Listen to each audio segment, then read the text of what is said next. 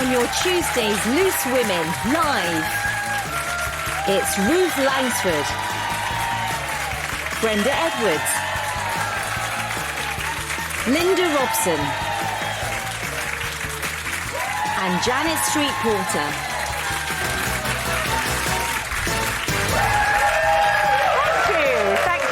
You're very kind. Hello and welcome to Tuesday's Loose Women Live. You even got away from Janet, and that is... yeah, no, I've got a bit desperate. I'm sorry about that. So, coming up today, a chilling end to last night's Emmerdale. Oh, I'm dead happy for you. You making contact? OK. Don't you work too hard now. Well, as Tom's abuse of wife Belle escalates, we're looking at the telltale signs of coercive control and sharing our own stories. Also, should shop assistants be allowed to work from home? We're discussing the future of retail. Our guest today is a showbiz legend.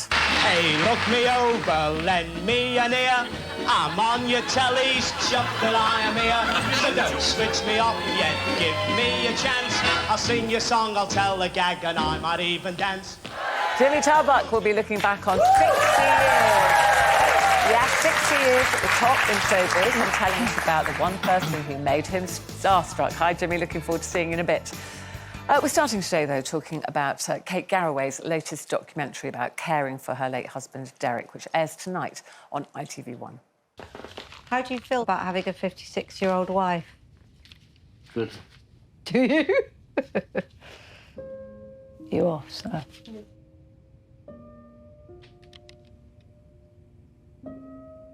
Love you.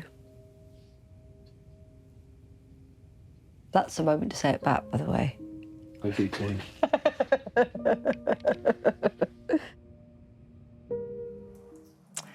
Oh, yes, I mean, so moving. Our audience here just going, oh, and, you know, she finds the humour there as well, which Kate always seems to manage to do.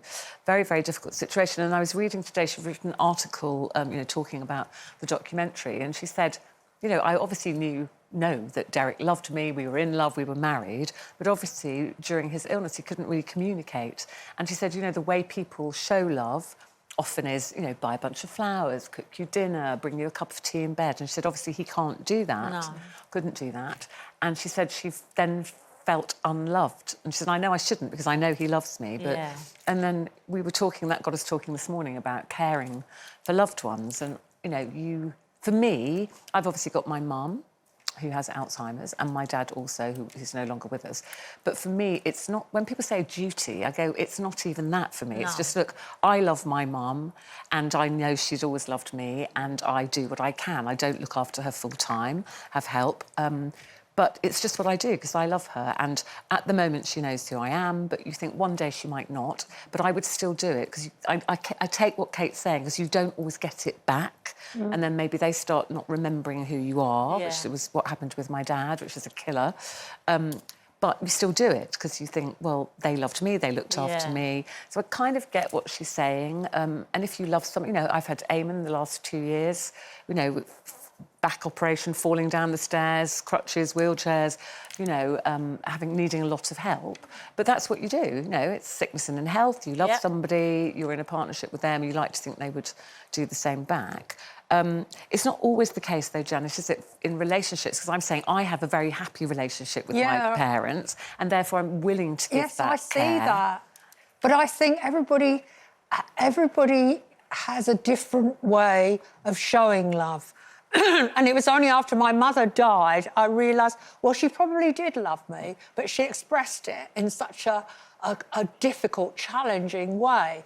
And as she got towards the end of her life, I would go and visit her, and it was very much like I'd go there and I'd get nothing back. And then it was only after she died I realised that love isn't transactional. You don't, like, put £10 worth of love in and get 10 quid's worth of love back. You have to sometimes just suck it up. And now I had the same difficult relationship with my sister because in some respects she was jealous of my career and she had a son and she didn't carry on working at the level she was working before because she was really smart and had a good job at the you know, in her 20s and 30s.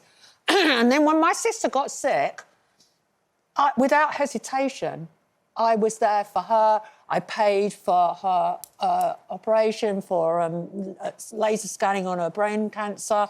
And also I encouraged her to write a diary and made sure it got published so she earned money because I couldn't bear the way that she was being cared for in a mixed ward on the NHS. So my relationship with my sister was really, really complicated, but we did love each other, but it manifested itself in, I think outsiders would have been quite shocked that even when she was really, really ill, we'd be really rude arguing. Arguing and really, Linda, really rude to You've each had other. both sides, haven't you? Because you and your sisters cared for your mum, your mum had Alzheimer's, and then your children have looked had to after care you. for me. So my mum had dementia and she was in a Marie Curie ward for 5 months, and me and my sisters used to visit her every day. And when we got there, there'd be a big smile on her face, like she recognised us just for that minute, and then there was nothing afterwards. But luckily she got to meet Lauren's daughter, Lila. So she loved her grandchildren, like me, more than anything else. But it was a really, really hard time. We had to say, she don't drink tea, stop giving her tea. She only likes Diet Coke. She was really fussy.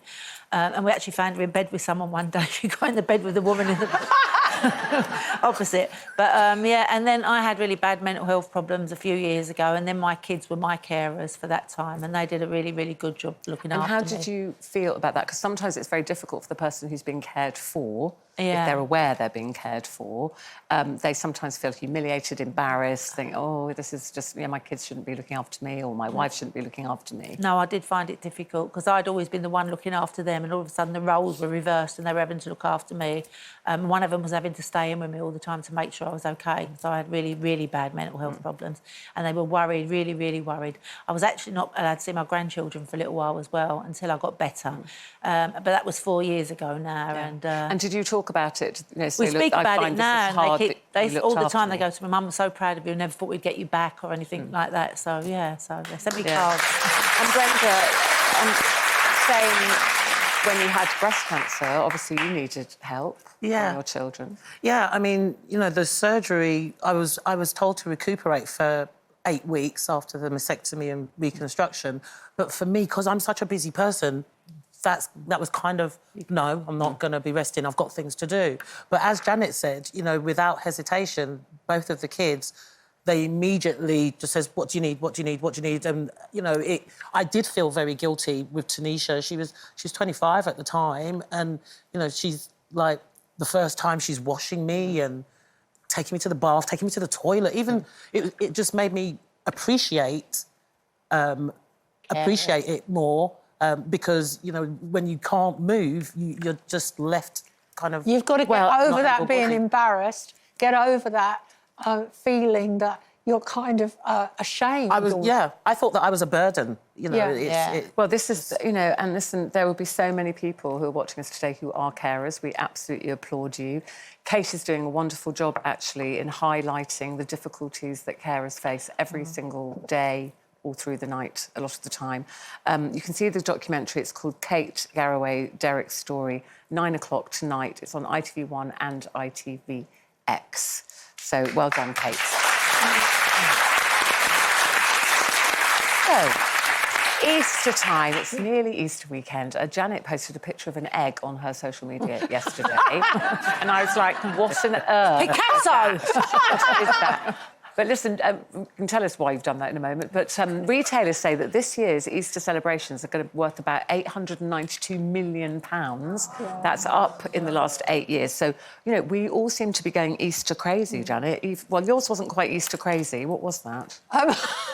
It wasn't a cry for help. It was more a kind of celebration of this time of year, because suddenly in my back garden all the tulips have come out. I mean, the daffodils are kind of on the way out now, but I've got tulips and forget-me-nots, and the garden just suddenly looked amazing. And I went back through my phone, and every year I do celebrate Easter, but I don't buy loads of stuff. I've got the tablecloth, my Welsh granny embroidered, that's got all the spring flowers embroidered on it. And I love decorating eggs. All right, you can laugh at my attempt. And I looked at that. This is the eggs from 2019, I think. Look, I even did my friend's dog, second one along. The thing is, I'm not looking at the eggs, I'm looking at that beautiful embroidered the tablecloth is fabulous. I need that in my life. Anyway, last year I had a friend staying with us and it was her birthday. So we always have a big Easter lunch or breakfast. So we had a cake. My cleaner, Chrissy, made the most amazing Easter cake with a rabbit on it. Look, there it is, and Valerie. Oh, that's so fabulous. it's a combo cake, birthday and Easter. Well, I know if people look on my Instagram, I do lots of tablescaping, they call it now. My So I always do, goodness. I do birthdays. You've got a sideboard that's all I've got, covered look, with stuff. that's the basket. I keep it all, and that needs to come down from the loft this week. And I do the table. I've got little like. And you and I even have to eat your meals round all that before. Yeah, you can't. Nobody's allowed to have breakfast at the table. It's like Christmas. It's like nobody sits at the table until we eat Easter lunch and Easter Sunday. I've got all my little daffodils, but I've collected those over years. It's not just, and I add little bits. So now I would like to borrow maybe your granny's table. I've got very good egg cups, yeah. Yeah, okay. Well, listen, we're going to take a break now. After that, showbiz legend Jimmy Tarbuck will be telling us why he's going back out on the road, and could his grandson be following in his footsteps? Also, how are you at flirting? We'll be sharing our tips next, and the mistakes that some men might make. Flirt away, Linda. See you after this.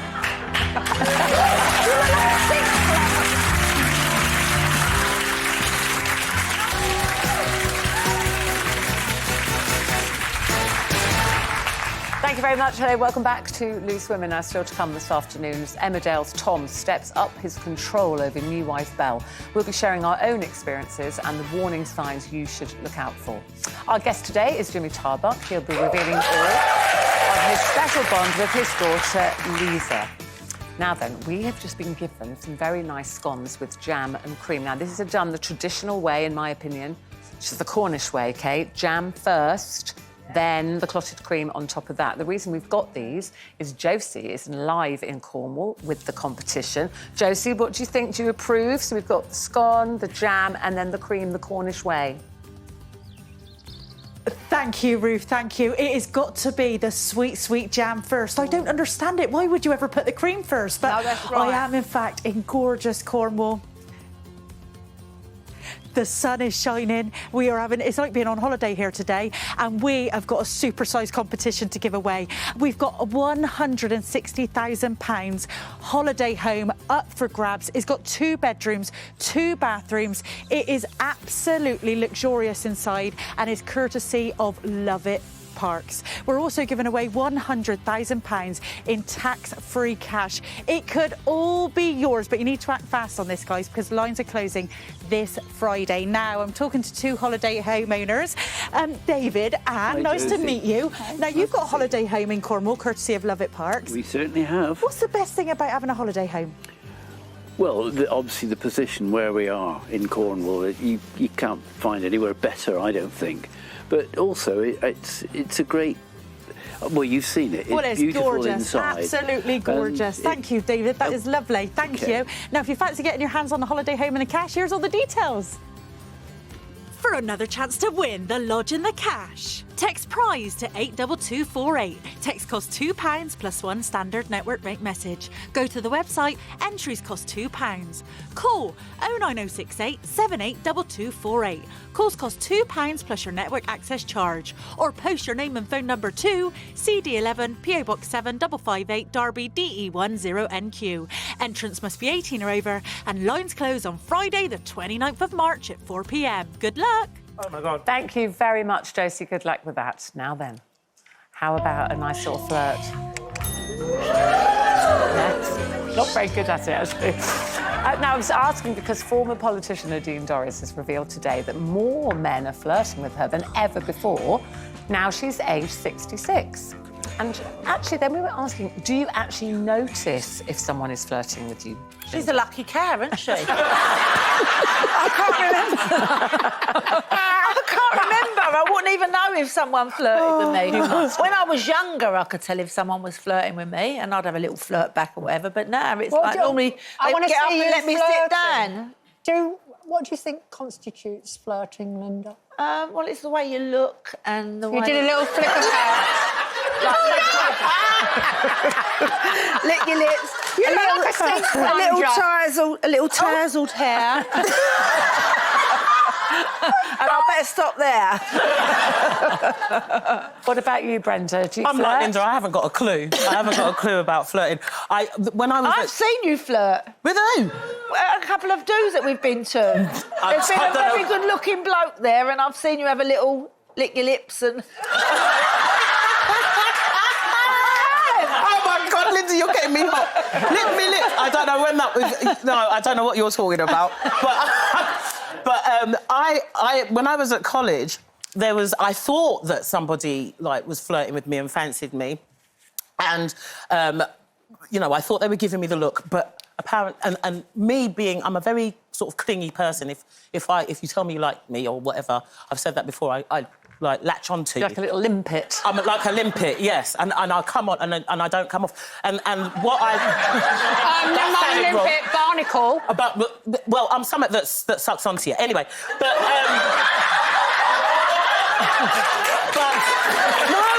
No, stop.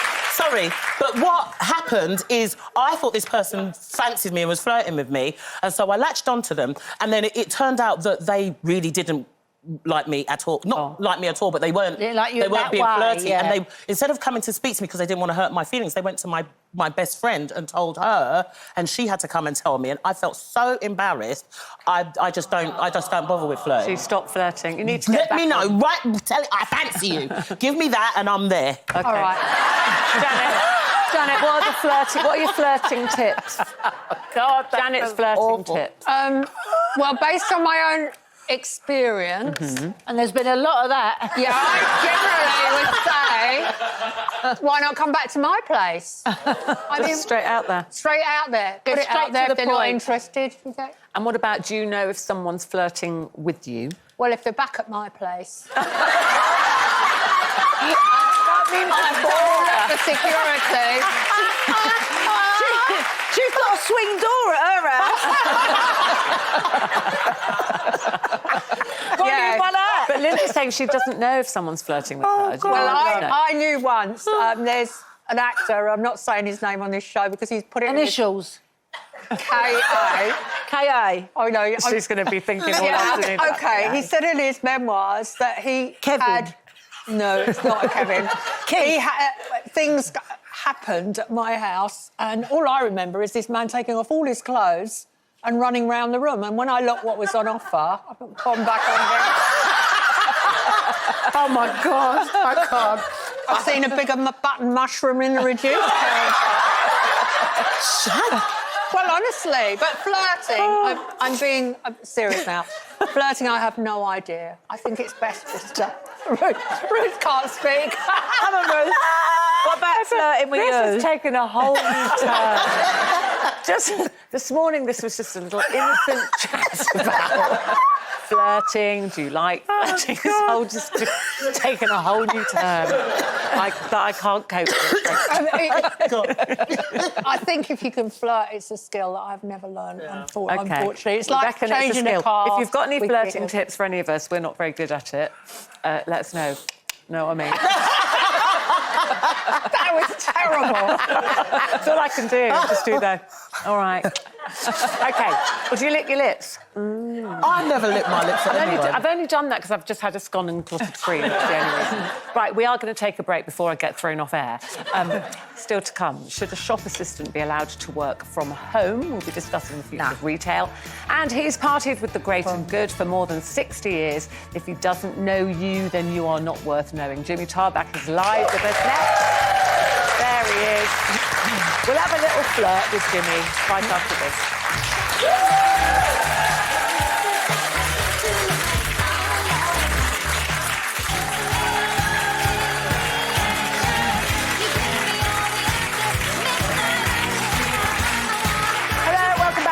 Tuesday's Loose Women Live. Now, we are celebrating a pop legend. Diana Ross is 80 today. Yes. Happy birthday to her. And in honour of Miss Ross, joining you this lunchtime are 4 other divas. So she's had a chain reaction the other day, or was it just a nasty rash? It's Linda Robson.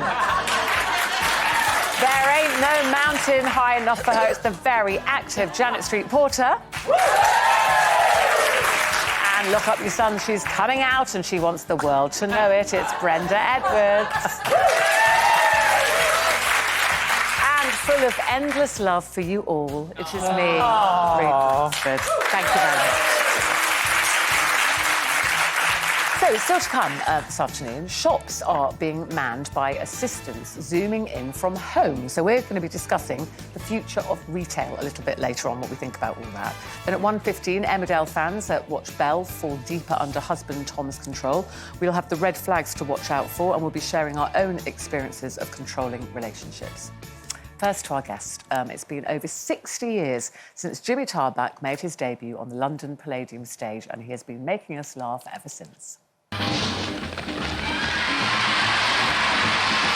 Thank you. Hey, look me over, lend me an ear. I'm on your tellies, jump till I am here. So don't switch me off yet, give me a chance. I'll sing your song, I'll tell a gag, and I might even dance. Well, good evening and welcome to the Palladium at home and welcome in the theatre. How are we all tonight here? I want you all to do me a favour. All blow now, blow. It's the coolest I've been all day. I am thrilled tonight to see so many of my peers, obviously my friends. There she is, my favourite. I knew her when she was a little girl in Liverpool before Bobby, but she chose him instead of me. It's disgraceful how she married. Just think, you could have been here, Bob, and she could have been Mrs. Tarbuck. So, please welcome Mr. Jimmy Tarbuck.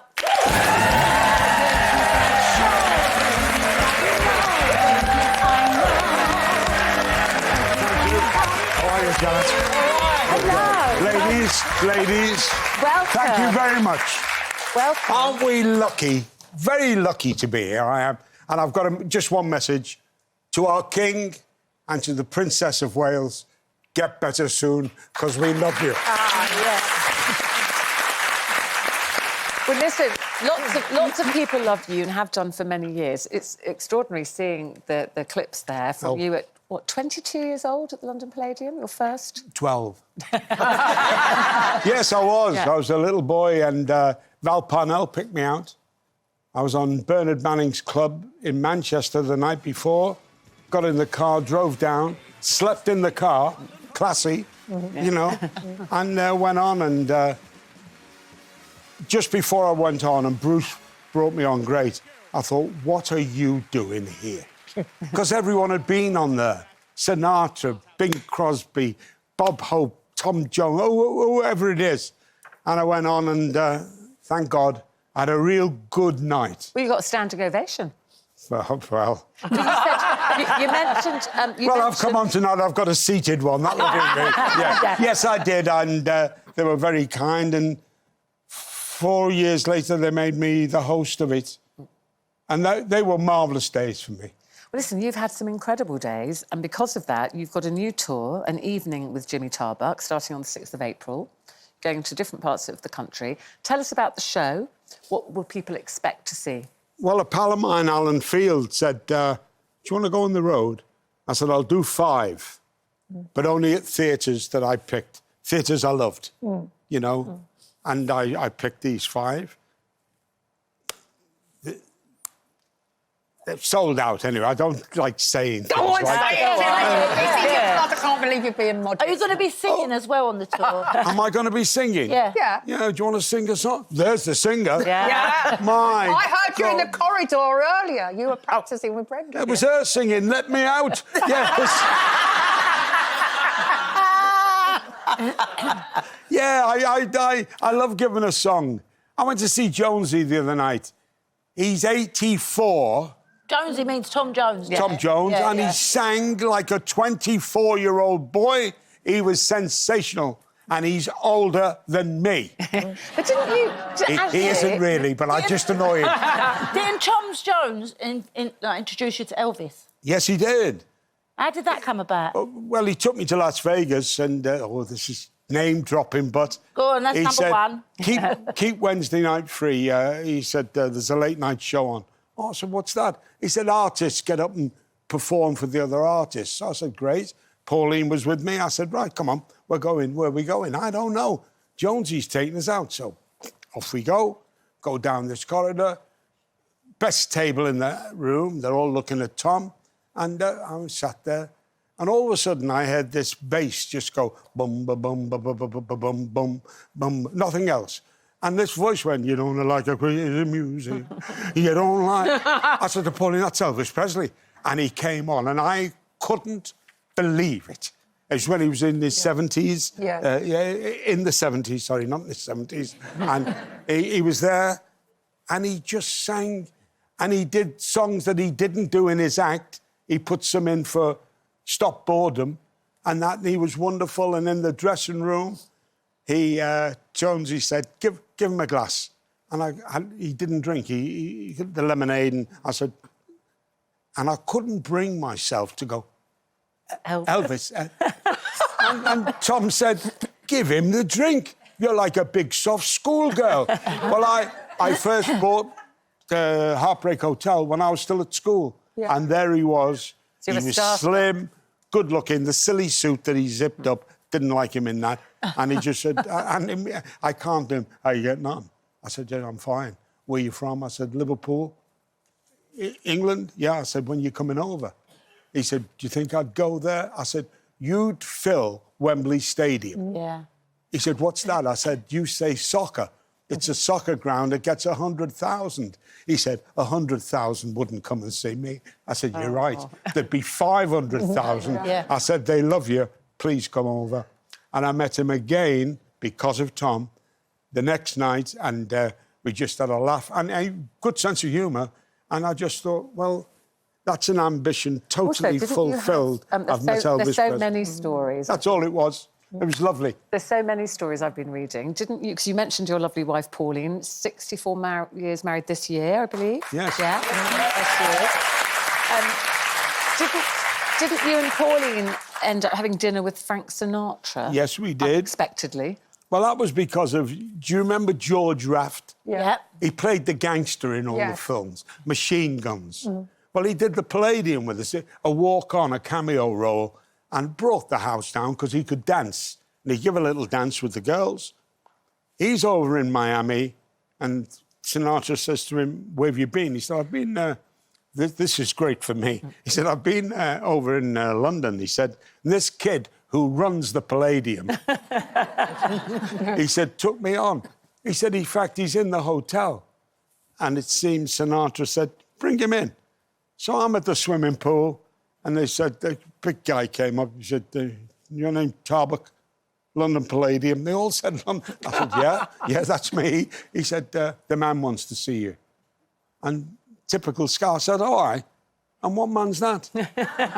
He said, there's only one man here. I said, not Frank Sinatra. He said, certainly. And I walked in, and it was like in Pal Joey. He was sat down, and he stood up, and he said, how are you, Jimmy? I said, I'm fine, Mr. Sinatra. He said, Frank, well, he said, this is my wife, Pauline, and we've done all that. And the fellow said, were you having a drink, Mr. Sinatra? He said, I'll take a Jack Daniels on the rocks. Now, I didn't drink at all then. And he said, well, you haven't, Jim. I said, I'll have a Jack Daniels too. He said, oh, you're a Jack Daniels man. So I've got this neat bourbon whiskey, and I've gone... And he went, here's looking at you, and he's took a real pull. So I had to... Well, it went down to my ankles, it went up my knees, and when I went...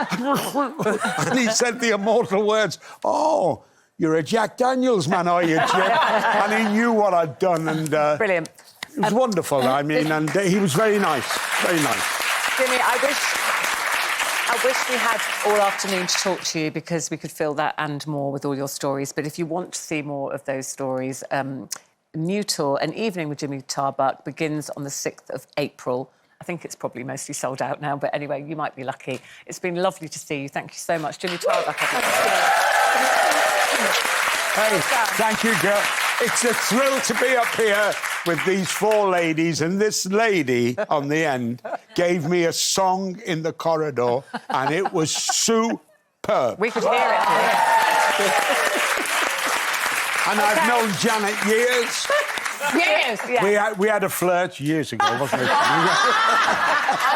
And I'll keep quiet about us. I'll just try and read the link. Emmerdale's Tom steps up to controlling behaviour over his wife Beth. We're sharing our own experiences and the red flags that we wish that we had spotted.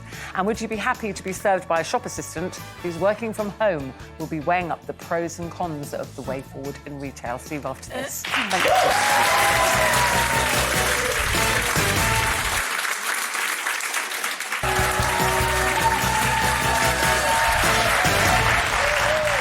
Again, welcome back to Loose Women. That's still to come this afternoon. We're reacting to Emmerdale's controlling relationship storyline next and sharing our own experiences. Before we do that, competition time now. Kate Lawler has all the details for you. I've come to Cornwall to tell you about our amazing prize worth £260,000. And I've brought along my two beautiful assistants to help me out. I'm here with my dogs Baxter and Shirley exploring the stunning beaches of St Ives, and today we're on Porthminster Beach. It's breathtakingly beautiful, and what could be better than £100,000 in tax-free cash heading into your bank account? Just imagine all the beaches you could be going with that kind of money in your bank. And that's not all. After a long walk on the beach, you could be heading back to your very own luxury lodge in Parbola, which is just up the road from here. Imagine the holidays you and your loved ones could have with your very own Lovat Parks luxury lodge. It comes fully furnished with a whole load of kitchen appliances. It's got 2 bedrooms, 2 bathrooms and a decking to sit out and relax on. This prize is worth an incredible £260,000. I would love for you to win. So what are you waiting for? Get entering. Here are all the details. For another chance to win the lodge and the cash, text PRIZE to 82248. Text costs £2 plus 1 standard network rate message. Go to the website. Entries cost £2. Call 09068 782248. Calls cost £2 plus your network access charge. Or post your name and phone number to CD11 PO Box 7558 Derby DE1 0NQ. Entrance must be 18 or over. Lines close on Friday the 29th of March at 4 p.m. Good luck. Thank you very much, Kate. Now, as you know, earlier this month we launched our Facing It Together campaign with survivors of domestic abuse sharing their stories to help others. Currently in Emmerdale, Tom has stepped up his controlling behaviour towards his wife Belle in recent days, and he continues to isolate her. I believe in you, Belle. It'll be great. I'm behind you 100%. Belle, hi, it's me. Yeah, I know, I'm at work too and I've just cut myself. Can you come over now? Yes, it's serious. Hurry, please. You dragged me over here for that. On my first day with a really important client, and now I've left a terrible first impression thanks to you. I just want to curate a magical day for you both.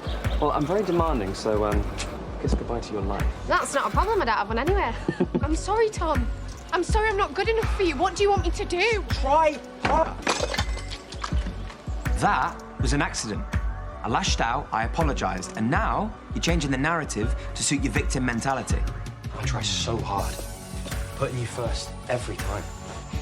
Please, I want you so much. Please don't leave me. Okay. Don't you work too hard now. So that final scene there was from last night's episode, and that's Tom putting a tracking device on Belle's mobile phone. Now, she is completely unaware, it seems, that Tom is manipulating her. And things often, Brenda, when you watch things like that or you hear a story, you go, oh, how could she not see? Well, why couldn't she not see that he's controlling her, he's isolating her from her family? But when you're in a relationship like that, it's sometimes hard to see the kind of red flags, as people call them now. Well, yeah, absolutely. I mean, in watching that, I love Emmerdale, and Belle, I love her character. I love the character of Belle because she's always so strong and independent, and she's the one keeping the rest of the Dingles in check, and you know, she's the sensible girl. Yeah, she's got that, and so to see that, it does bring, you know, things back to me of when she's saying, I'm sorry, I'm not good enough for you. That's one of the first things that I thought of, that it was, you know, I've said that I thought it was my fault that I was being treated in this way and that I'd done something wrong. So I've immediately tried to look in myself to better myself, or just not say anything at all, because then you don't. Well, that's the danger as well, isn't it, Jack? Yeah. That women can become silent, because then it's like walking on eggshells. It's like, ooh, I really hope if I just don't say anything, I won't upset him, because you never know what you're coming home to. I know, and definitely in my own experience, there was no warning of any any tantrums or suddenly mood swings, like out of all proportion. Like, you know, we went to America and we arrived in Miami, and suddenly out of nowhere, he just announced, I'm going to bed, I've had enough. And well, what have I done wrong? you know. And it's like, I don't know. And then you're creeping round and you're thinking you have done something wrong. And also, I think the more your friends might say to you, you know, it's your choice, but, you know, are you sure about this? It makes it, in my own case, it made it more exciting because everybody seemed to absolutely loathe him. And they were right. So they saw something you didn't. They saw something that I just didn't see. And also I'd make excuses for him. That's the, you know, you start apologising, say, oh, he's only young, or he's, you know, you're also been my friends for years, he just feels a bit out of place. And so what you do is you cover up the fact that this person is basically rude, abusive, controlling, and in your mind, you just feel a bit of ashamed about your choice. How long did it take you to realise what was going on? I think probably before, well, it's hard to say. It was very, very hard for me to admit that I made such a terrible mistake. And even to this day, I can't hardly talk about it because it was just such an embarrassing mistake. Even though everybody on this show has said to me, don't say it's your fault, don't say you're embarrassed, you know. But that's how I feel about it. I mean, you can't help how you feel. And what about you, Brenda? How long before you realised? You know, as Janet says, I feel quite silly because I did see signs there were, you know, punching walls and putting holes in my walls and in my doors. I should have known, but because I was already kind of invested, I was like, well, that's just something that I've done to trigger that. And so I'll try not to do that. You're standing in your own house and someone smashed up the light fittings and is about to destroy a really expensive piece of furniture, and you just think, I must have done something to trigger this off, and you try and replay it in your head. Bonkers, But you're an Emmerdale fan, I know. I think this is where soaps are fantastic. I mean, I like soaps anyway. But to highlight these kind of situations, and they've done it with all sorts of issues that people have. And I think if there is just one person, and not just women, you know, it happens to men as well. Yeah. If there's just one person watching Emmerdale and suddenly recognising the red flags, as we say. Because I'm sure it's not just one, is it? I hope you have something happen. They do this thing, they say, you're going out. You know, why are you going out? I'm going to see my friends, the friends I knew before you. I'm in touch to go and see them. What time will you be back? Right, so you say, and then they go, shall I come and collect you? That, to me, is, shall I come and collect you, is a warning sign. But often it's done, and I've interviewed over the years many women who are victims of coercive control and domestic abuse. Yeah. They say in the early stages, often they do it as if they can't bear to be without you. Yes. So they go, oh, I hate it when you go out because I miss you so much and I just love it and it was just you and me, and, oh, let me come and get you, pick you up, because I hate the thought of you being in a taxi on your own. And often that can be very endearing, can't it, and very flattering, that you think, oh, he just loves me so much. Yes. Well, listen, well done, Emmerdale. That storyline obviously is continuing. Don't forget about our campaign, Facing It Together, details of that, and information on places to go if you need help or support. We always say you're not on your own. So if there's anything we've discussed today, anything you've seen there on Emmerdale, anything about our campaign, Facing It Together, please reach out. You're not alone. All that advice is on our website, itv.com/loose women.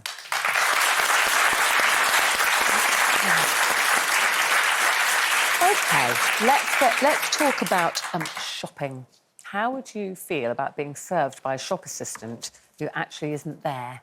Not there behind the counter, they're actually working from home on a screen. Now that, apparently, is an airport shop. And that person is on a screen, and then I presume you touch the screen and go, I'm looking for the Toblerone or any other chocolate bar, obviously is available. But that's the one we all seem to like to bring home, don't we?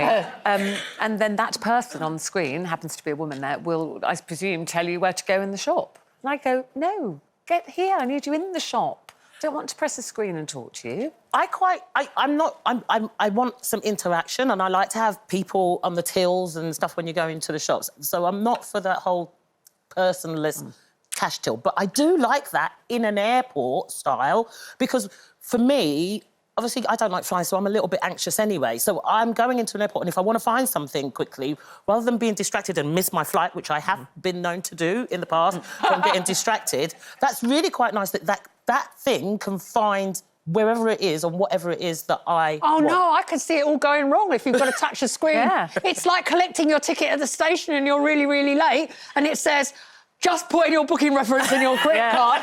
And how many times have we all done that and you just can't remember? Oh, it's terrible. Or the parking at the station, another one I've really messed up on and missed the train. I actually really, really want a person. Yeah, and me too. I just want to, in a supermarket, don't you just want to say, where's that in the aisle? But then you discover they've rearranged the shop again. Yeah, but don't you find... You learn the supermarket, don't you? You learn I like everything the personal interaction. I do the scanning thing because it's quick. But if I'm looking for something, I don't want to go to a screen. And don't you find when you find a shop assistant who helps you? So I was in a supermarket the other day, it's a young guy, and I said, oh, excuse me, do you know where whatever it was?